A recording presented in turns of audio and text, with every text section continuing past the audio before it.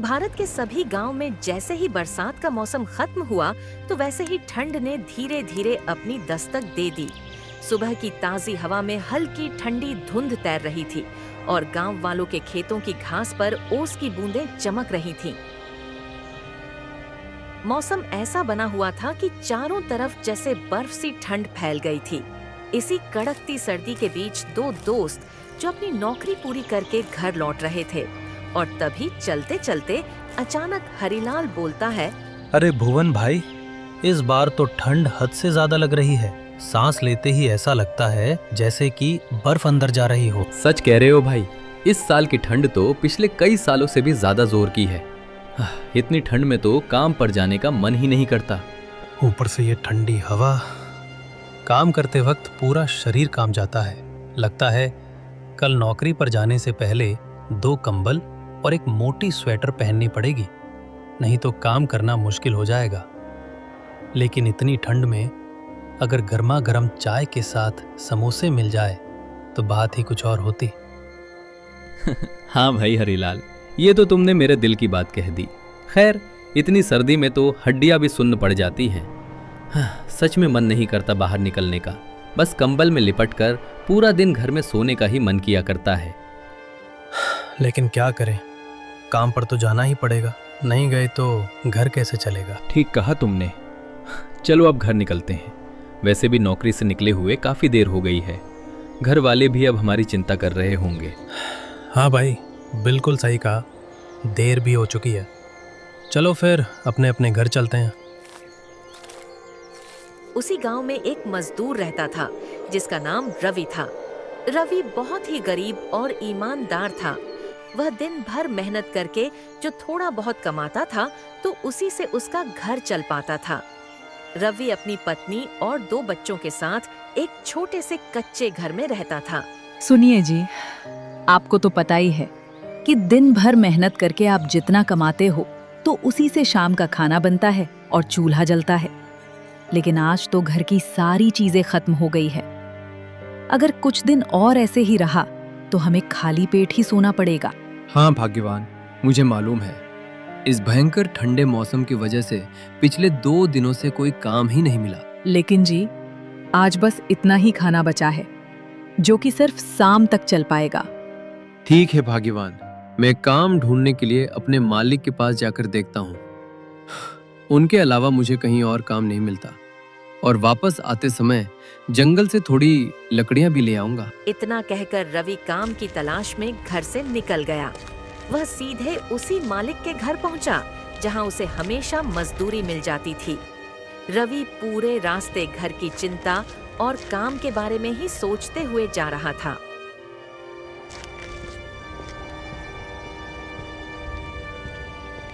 मालिक, क्या आपके पास मेरे लिए कोई काम हो सकता है?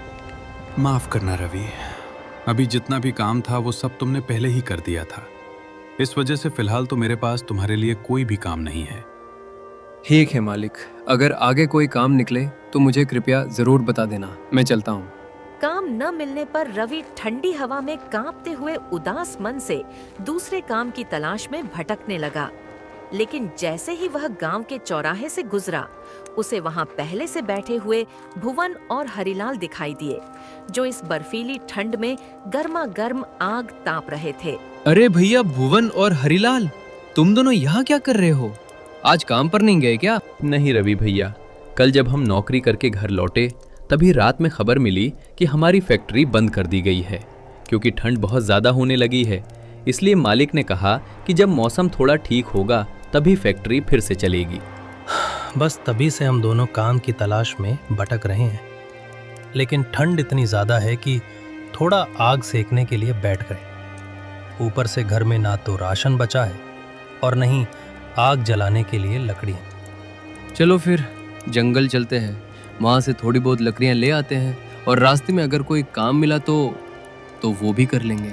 तुम लोग जाओ, मैं तो खेत की तरफ कोई और काम देखूंगा। पहले थोड़ा बहुत आग ताप लूं, उसके बाद निकलूंगा। भुवन और रवि दोनों एक साथ गांव के जंगल की तरफ लकड़ी लेने निकल जाते हैं। रवि भैया, आज घर का गुजारा करने के लिए कोई ना कोई काम तो मिलना बहुत ज्यादा जरूरी है। हाँ भैया, मेरा तो कहना है कि गांव के सेठ के पास चलकर पूछते हैं, शायद वहां कुछ छोटा मोटा काम मिल जाए। ठीक है, पहले कुछ लकड़ियां इकट्ठा कर लेते हैं, उसके बाद सीधा वही चलते हैं। रवि और भुवन दोनों ही जंगल में सूखी लकड़ियां काटने लगते हैं और आधे घंटे लकड़ी काटने के बाद वो लोग फिर लकड़ियों को अच्छे से बांध लेते हैं और फिर गांव की ओर लौट पड़ते हैं। जिसके बाद रवि और भुवन जंगल से सीधे सेठ के घर पहुंचते हैं। गांव का सेठ छोटे लाल बहुत ज्यादा लालची और चालाक था। वह हमेशा गांव वालों का फायदा उठाता था। नमस्कार सेठ जी। बोलो रवि और भुवन, किस काम से यहाँ आना हुआ? सेठ जी, अगर आपके पास कोई काम मिल जाए तो हम लोग आज अपना गुजारा चला सकेंगे। वैसे भी इतनी कड़कती ठंड में काम के लिए कोई भी मजदूर मिल नहीं रहा। इन दोनों से आधे पैसों में काम करवाता हूँ।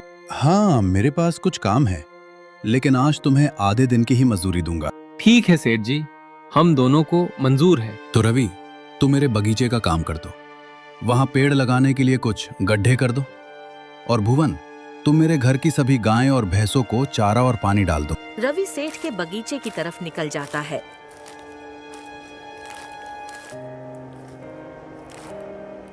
अरे, इस बगीचे में तो बहुत ज्यादा ठंड है। पता नहीं इतने ज्यादा ठंड में आज कैसे काम होगा। चलो, कैसे भी करके काम शुरू कर देता हूँ।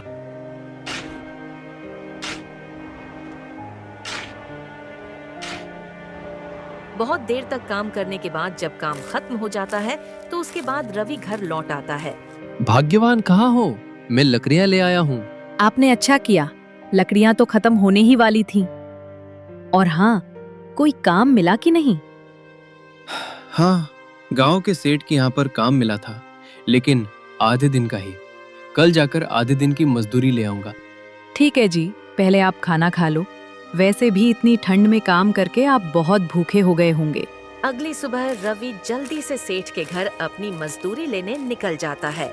रवि की चिंता अब थोड़ी कम हो चुकी थी, क्योंकि वो मजदूरी के पैसों से घर के लिए राशन लेने वाला था। हाँ बोलो रवि, क्या काम है और इतनी सुबह सुबह यहाँ कैसे आना हुआ? सेठ जी, मैं कल के आधे दिन की मजदूरी लेने आया हूँ। घर में हालत ठीक नहीं है, राशन लाना है, इसलिए पैसे दे दीजिए। ठीक है, ये रहे 200 रुपए, तुम्हारी आधे दिन की मजदूरी। पर सेठ जी, 200 रुपए तो बहुत कम रकम है। मैंने तो बहुत खराब मौसम में काम किया था। इतने ही पैसे काफी है रवि। अगर ज्यादा पैसे चाहिए तो तुम्हें पूरा दिन आकर काम करना पड़ेगा। इतने ही पैसे भुवन को भी मिले हैं, वो तो कुछ नहीं बोला। ठीक है सेठ जी, जल्द ही मैं आपको सोच कर बताऊंगा। रवि सेठ के घर से चुपचाप लौटने लगा। उसका मन भारी था, क्योंकि सिर्फ 200 रुपए में उसका घर कैसे चलेगा। इतने कम पैसों से तो वह सिर्फ एक दिन का ही खर्च निकाल सकता था। चिंता और दुख से भरा उसका दिल उसे जंगल की ओर ले गया। चलते चलते रवि की मुलाकात गांव के एक साधु बाबा से हुई, जो कड़कती ठंड से बचने के लिए आग ताप रहे थे। रवि बेटा, ऐसे उदास होकर कहाँ चले जा रहे हो? सब ठीक तो है ना? कुछ नहीं बाबा, इस गांव में मेहनत की कोई कीमत नहीं है, बस उसी बात से परेशान हूँ। क्या बात है रवि, पूरी बात विस्तार से बताओ। बाबा, इतनी ठंड में मैंने सेठ छोटे लाल के यहाँ काम किया और बदले में सेठ ने सिर्फ 200 रुपए दिए। इतनी कम मजदूरी से क्या होगा? बाबा, मुझे कुछ भी समझ नहीं आ रहा कि मैं क्या करूं। बेटा रवि, मेरे मन में एक विचार आया है। तुम अपना खुद का कुछ शुरू करने का सोचते क्यों नहीं? इससे तुम्हें कभी भी काम के लिए भटकना भी नहीं पड़ेगा और अच्छी कमाई भी होगी। पर बाबा, मेरे पास तो बस यही 200 रुपए ही बचे हैं। इस रकम से क्या शुरुआत करूं? बेटा घर जाओ, थोड़ा बहुत सोचो, रास्ता खुद ही निकल आएगा। खुद पर भरोसा रखो। साधु की बात सुनकर रवि चुपचाप घर की तरफ चल पड़ा।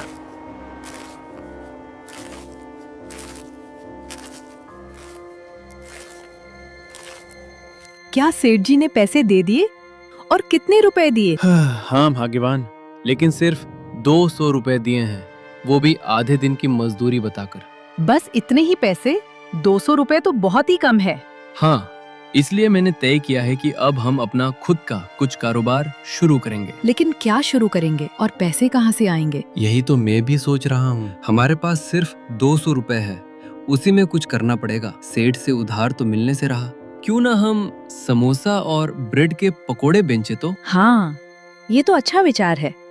और साथ में चाय भी होगी तो मजा दुगना हो जाएगा। ऊपर से ठंड का मौसम, ये कारोबार हमारे लिए सही रहेगा। तो आप ऐसा करो, आप बाजार जाकर अच्छे आलू, मसाले और ताज़ा दूध भी ले आना, और कोई ठेला भी उधार मिल जाए तो उसे भी साथ में ले लेना। रवि उन्हीं पैसों को लेकर बाजार जाता है।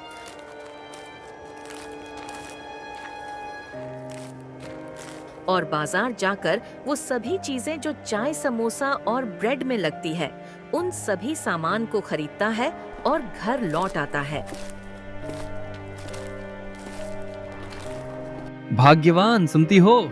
मैं सभी सामान ले आया हूँ। ठीक है जी, अभी मैं आधा काम कर देती हूँ। तो कल सुबह हम जल्दी उठकर समोसा, ब्रेड पकौड़ा और चाय बनाएंगे और फिर गांव के बीच ठेला लगाएंगे। कोमल सुबह जल्दी उठती है।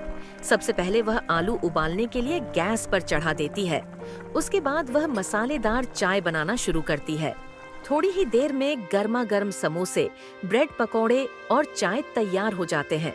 सब कुछ तैयार होने के बाद रवि गांव के चौक पर जाकर अपना समोसा, चाय और ब्रेड पकौड़े का ठेला लगा देता है।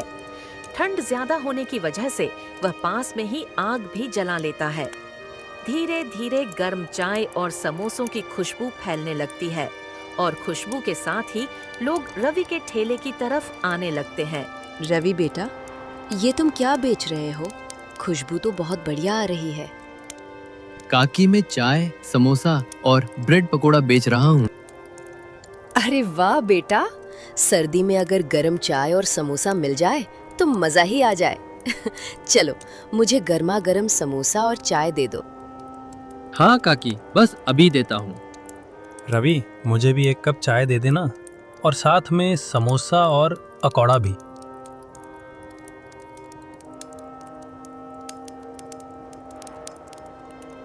अरे भाई रवि, क्या बात है, समोसा तो बहुत ही स्वादिष्ट है, इन्हें खाकर मजा ही आ गया। धीरे धीरे रवि का ठेला अच्छा चलने लगता है। सामान बेचने के बाद रवि घर लौट जाता है और उधर सेठ के घर पर सेठ छोटे लाल भुवन से पूछता है, भुवन, वो रवि आज कहाँ है? मेरे बगीचे में काम करने क्यों नहीं आया? सेठ जी, आज क्या, वो कभी नहीं आएगा। उसने अपना खुद का काम शुरू कर लिया है। ओह, ऐसा है क्या? अगर ऐसा ही चलता रहा तो गांव में कोई मेरी इज्जत नहीं करेगा, ना ही मेरे यहाँ कोई काम मांगने के लिए आएगा। रवि का कुछ तो करना पड़ेगा, उसका कारोबार बंद करना होगा। अगले दिन जब सेठ गांव में घूम रहा होता है, तभी उसकी मुलाकात सब्जी वाले से हो जाती है। अरे सब्जी वाले, कैसे हो?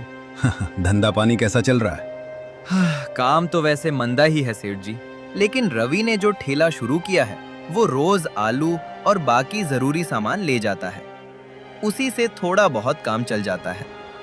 अच्छा, ठीक है, मैं तुम्हें मुफ्त में आलू और दूध दिया करूंगा, इन्हें बेचकर अपना घर चला लेना। सेठ जी, आपका बहुत बहुत धन्यवाद, आपने मेरी बहुत मदद की। इतना काम होने के बाद सेठ अपने रास्ते पर आगे बढ़ जाता है।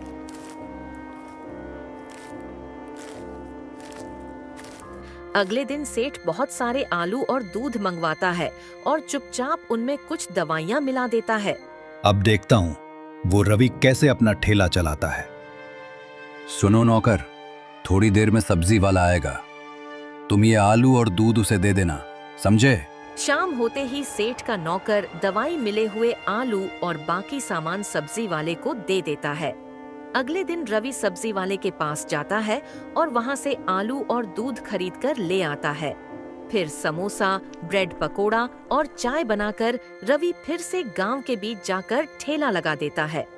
थोड़ी ही देर में लोग आने लगते हैं।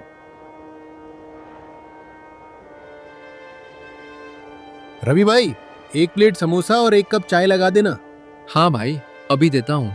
लोग गर्मा गर्म चाय और समोसों का मजा ले रहे थे, लेकिन आधे घंटे के अंदर ही अचानक उनकी तबीयत बिगड़ने लगती है। उनके पेट में तेज दर्द शुरू हो जाता है और वे वहीं गिर पड़ते हैं। अरे, तुम लोगों को क्या हो गया? लोगों की ऐसी हालत देखकर रवि घबरा जाता है और वो तुरंत दोनों को अस्पताल लेकर पहुंचता है। अच्छा हुआ तुम इन्हें समय रहते अस्पताल ले आए। लेकिन डॉक्टर साहब, इन्हें हुआ क्या है? इन दोनों को फूड पॉइजनिंग हुई है। शायद इन्होंने कुछ ऐसा खा लिया जो खराब था। लेकिन डॉक्टर साहब, इन्होंने तो चाय और समोसा ही खाया था जो मैंने खुद बनाया था। मैंने कोई भी खराब चीज इस्तेमाल नहीं की। अगर तुम ऐसा कह रहे हो तो जरूर या तो दूध खराब रहा होगा या आलू। तुम दोनों चीजें लैब में टेस्ट के लिए दे देना, और जब तक रिपोर्ट नहीं आती तब तक किसी को भी समोसा या चाय मत देना। ठीक है डॉक्टर साहब। रवि का ठेला अभी ठीक से चलना शुरू ही हुआ था कि यह बड़ी मुसीबत आ गई। वह ठेला बंद करता है और सीधे घर लौट जाता है। क्या हुआ जी? आज आप इतनी जल्दी घर कैसे आ गए? आज 2 लोग हमारा खाना खाकर बीमार हो गए। ये कैसे हो सकता है? हम तो हर चीज साफ और अच्छी ही इस्तेमाल करते हैं। मुझे भी समझ नहीं आ रहा। कल रिपोर्ट आएगी तब पता चलेगा। उधर दूसरी तरफ सेठ सीधा सरपंच के पास पहुंच जाता है। सरपंच जी, आपने सुना क्या? रवि के खाने से गांव के लोग बीमार पड़ गए हैं। हाँ, मुझे भी इसकी खबर मिली है। तो आप इस बारे में क्या सोच रहे हैं? मैं कल ही उसे पंचायत में बुलवाता हूँ। सरपंच खुद रवि के घर पहुंचते हैं। रवि, तुम्हारे खिलाफ शिकायत आई है कि तुम्हारे बनाए समोसे खाने से गांव के लोग बीमार हो गए हैं। हाँ सरपंच जी, लेकिन जल्द ही अस्पताल से रिपोर्ट आ जाएगी। उसी से पूरा सच सामने आ जाएगा। ठीक है, कल पंचायत लगेगी, तुम वहाँ आकर अपनी बात रखना। उसी शाम रवि रिपोर्ट लेने के लिए अस्पताल जाता है। डॉक्टर साहब, रिपोर्ट में क्या निकला? रवि, तुम्हारे इस्तेमाल किए गए आलू और दूध में केमिकल पाया गया है। उसी की वजह से लोग बीमार पड़े थे। अच्छा, लेकिन डॉक्टर साहब, आलू और दूध तो मैंने सब्जी वाले से खरीदे थे और कल पंचायत भी लगने वाली है। ठीक है, मैं खुद रिपोर्ट लेकर पंचायत में आ जाऊंगा। अगले दिन गांव में पंचायत लगती है। सभी लोग वहां इकट्ठा हो जाते हैं। रवि, साफ साफ बताओ, तुम्हारे बनाए खाने से लोग बीमार कैसे हो गए? सरपंच जी, मैंने तो हर चीज अच्छी और साफ इस्तेमाल की थी। आलू और दूध मैंने गांव के सब्जी वाले से ही लिए थे। फिर सभी बीमार कैसे हुए मुझे नहीं पता। रवि, पूरी बात विस्तार से बताओ। सरपंच जी, मैं बताता हूँ। मैंने खाने की जांच की है। रिपोर्ट में साफ है कि आलू और दूध में केमिकल मिला हुआ था। इसका मतलब गलती रवि की नहीं है। सब्जी वाले, बताओ तुमने ऐसा क्यों किया? सरपंच जी, मैंने कुछ नहीं मिलाया। ये आलू और दूध तो मुझे सेठ जी ने दिए थे। सेठ जी, क्या तुमने सब्जी वाले को आलू और दूध दिए थे? नहीं, ये झूठ बोल रहा है। मैंने कुछ नहीं दिया। नहीं सरपंच जी, मैं सच बोल रहा हूँ।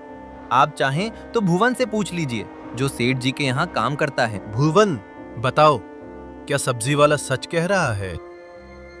हाँ सरपंच जी, मैंने ही सब्जी वाले को आलू और दूध दिए थे, लेकिन ये सब सेठ जी के कहने पर किया था।